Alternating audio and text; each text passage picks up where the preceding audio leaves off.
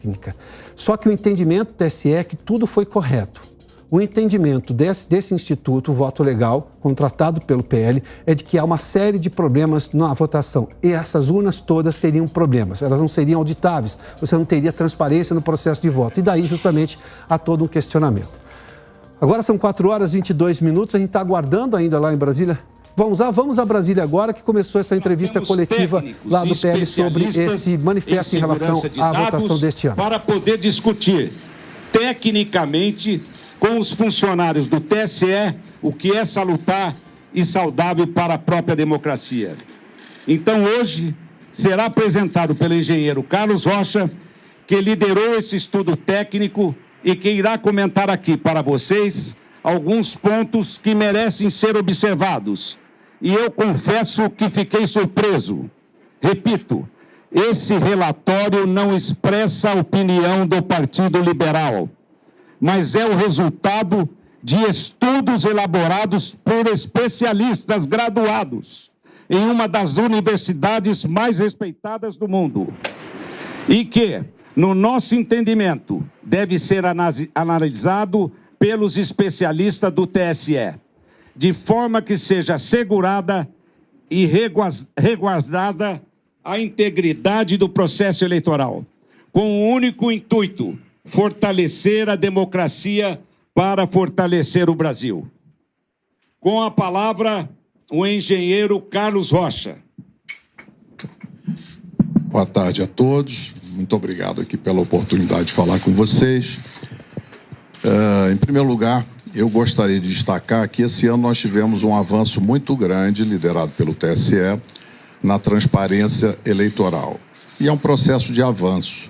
Foi criada a Comissão de Transparência Eleitoral, o Observatório de Transparência Eleitoral, e no dia 1º de agosto nós tivemos lá na primeira reunião do encontro das entidades fiscalizadoras. Naquele momento, recebemos inclusive vários documentos, sendo que um dos documentos muito interessante, muito bem feito, é o glossário das eleições informatizadas de 2022. E nesse documento, então, estão descritas as funções dos diferentes arquivos que são gerados pela urna eletrônica. E agora, logo após o final do segundo turno, no dia seguinte, o TSE, numa ação de transparência extremamente positiva e de uma maneira pioneira, publicou os 3 arquivos no portal de resultados do TSE.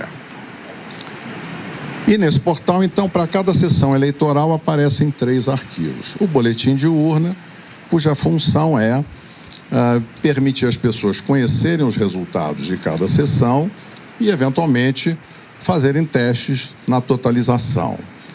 O segundo arquivo, que é o RDV, é o Registro Digital do Voto, que tem como fim, segundo o TSE, permitir uma eventual recontagem, um arquivo que registra todos os votos. E o terceiro arquivo que o TSE nos liberou foi o log da urna, que, segundo a orientação do TSE, é um elemento importante de auditoria para os partidos políticos e para as entidades fiscalizadoras. E o que aparece nesse log de urna? É como se fosse um diário, né, de todas as atividades que cada urna eletrônica realiza desde a sua preparação no TRE até o final do segundo turno. Imaginem vocês um diário em que cada linha registra uma atividade. Então, para o registro de cada atividade no log de urna de cada equipamento, o programa que constrói esse log, ele lê 2 dados, 2 informações diretamente do hardware da urna. Ele lê digamos assim, a estampa de tempo, que é data, hora, minuto, segundo, e também lê o número de série da urna, que é chamado no TSE de código de identificação da urna. E é muito importante que essas informações estejam todas corretas, porque são essas informações que garantem a associação daquela atividade, daquele registro de atividade com o hardware, com aquele equipamento físico que realizou aquela atividade. E é importante destacar o seguinte: o nosso trabalho técnico de engenheiros, a gente faz isso para outras organizações do setor privado, e quem audita constrói, quem audita procura sempre colaborar com a organização auditada, e no caso aqui, é nosso propósito contribuir com o aperfeiçoamento do sistema e ampliar a confiança, seja dos eleitores, seja dos candidatos, em todo o processo eleitoral. Então, esse é o nosso objetivo. E nessa linha, então, seguindo a orientação do TSE, fomos analisar os arquivos log de urna, que é esse elemento de auditoria que pela primeira vez foi divulgado junto com os boletins de urna.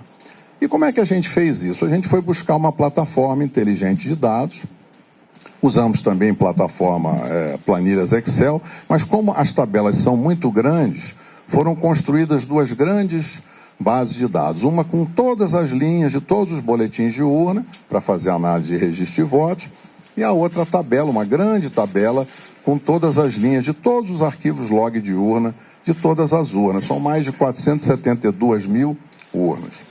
Ao montar essa tabela, aí surgiu uma ocorrência, que foi que nos chamou a atenção. Em alguns milhões, na realidade, em alguns bilhões de linhas,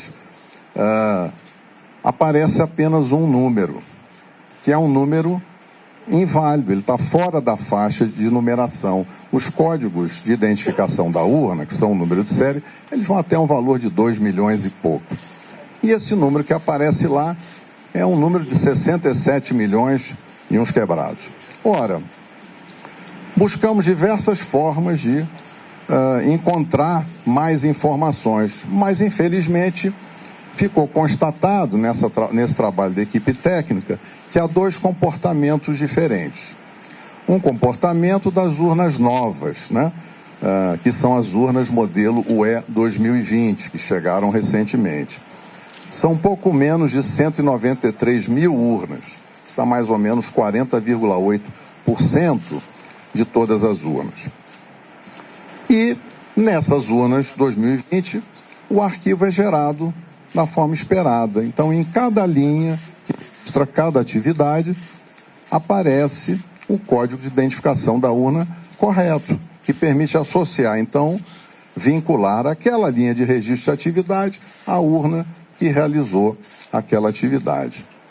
Quando nós fomos analisar as urnas antigas, que são as urnas de modelos de UE 2009 até UE 2015, essas urnas têm pouco mais de 279 mil urnas, o que dá 59,2% do total das urnas.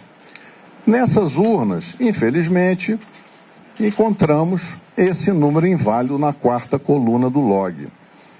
Esse é um indício muito forte de falha, de mau funcionamento da urna, porque é impossível associar o registro de cada atividade ao hardware, ao equipamento físico que teria gerado aquela atividade.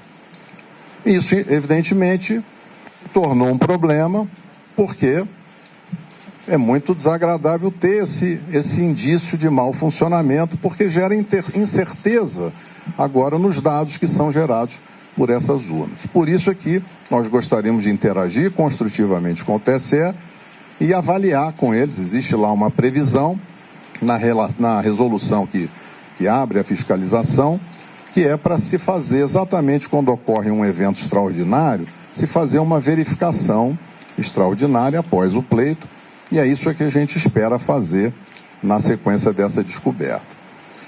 Um outro tema para finalizar é que surgiu uma outra ocorrência, que também é uma ocorrência importante, porque descobriu-se que existem urnas que travaram, assim como o nosso celular trava, assim como o computador trava, e quando acontece isso, a gente precisa muitas vezes desligar e ligar de novo.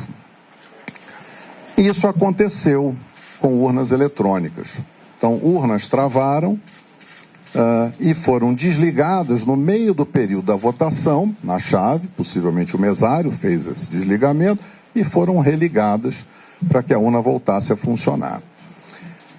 Isso não seria um problema se não tivesse ocorrido uma violação do sigilo do ato de votar. Porque o que acontece é que, na hora que a urna trava, e em diversos momentos isso aconteceu durante a votação de um eleitor, quando esse erro ocorre, a urna trava e aí registra no log uma linha de atividade com a mensagem de erro, mas que expõe os dados pessoais de eleitores de duas formas. Seja no nome completo do eleitor, em algumas ocasiões, em torno de 200 ocorrências, seja expondo o número do título de eleitor daquele eleitor que estava votando no momento em que a urna travou. Ora, esse ponto é um ponto muito sensível, porque o sigilo da votação e o sigilo do ato de votar é um direito constitucional. Então, na hora que a gente identifica uma ocorrência que viola o sigilo do ato de votar, esse é um tema que traz muita preocupação. Então, será muito importante trabalhar com os colegas do Tribunal Superior Eleitoral para averiguar o que poderá ter causado esse tipo de ocorrência. Mas o que na realidade, resulta dessas duas ocorrências, tem outros indícios e possivelmente aí o relatório técnico vai ser divulgado, vocês vão ver dados mais detalhados sobre a análise que foi feita. Mas a gente resolveu falar para vocês, nesse tempo curto, dessas duas ocorrências. Então, finalizando, uma ocorrência é em cada linha de registro da atividade de funcionamento da urna. Em todas as urnas, modelos antigos, o código é inválido. Então, é impossível associar aquela atividade com a urna que realizou. Isso, então, é um indício muito forte de que há um problema nos programas. Esse problema pode ter diferentes causas, o relatório entra nesse detalhe. E o outro ponto é essa ocorrência da violação do sigilo do ato de votar. Então, acho que esses são os dois pontos, eu encerro aqui a minha observação. Quero cumprimentar aqui nosso líder no Senado, o Portinho. Quero cumprimentar também o Atineu, nosso líder na Câmara. Quero cumprimentar o Magno Malta. Nossos deputados estão aqui, vários deputados que vieram aqui. O Gustavo, que veio aqui nos prestigiar. General Girão e muitos deputados, o Luiz Lima. Quero agradecer a presença de todos. E quero passar a palavra agora para o advogado Marcelo Bessa. Boa tarde a todos. Eu vou tentar ser bem breve para explicar as razões jurídicas que levaram o partido... Estão vendo melhor? Não. Vou tentar ser bem breve para explicar as razões jurídicas que levaram o Partido Liberal a ingressar com esse pedido perante o Tribunal Superior Eleitoral. Em razão desse relatório técnico gerado pela equipe que foi contratada pelo Partido Liberal para auxiliar no trabalho de fiscalização do sistema eleitoral e do processo eleitoral, o que é, inclusive, uma missão institucional de todos os partidos políticos, até por força da da legislação e da resolução 23173 do Tribunal Superior Eleitoral, esse relatório gerado apontou inconsistências nas urnas fabricadas anteriormente ao ano de 2020. Essas inconsistências são recorrentes em todas estas urnas. Com relação às urnas fabricadas em 2020, essas inconsistências não existem. Segundo foi apurado pela nossa área técnica contratada, essas inconsistências não permitem atestar o resultado ou que aquelas urnas efetivamente registraram o resultado eleitoral ou o voto à vontade do eleitor. Isso não quer dizer que ocorreu uma fraude, mas é uma possibilidade de fragilidade que leva aqui. Não se tem a certeza, segundo foi apurado pela nossa área técnica, de que aquelas urnas tenham credibilidade o suficiente para atestarem aquela votação. E o que aconteceu também foi isso, é um dado relevante técnico que levou a ao Partido Liberal o que levou o Partido Liberal a essa decisão foi que nesses erros que são recorrentes nessas urnas de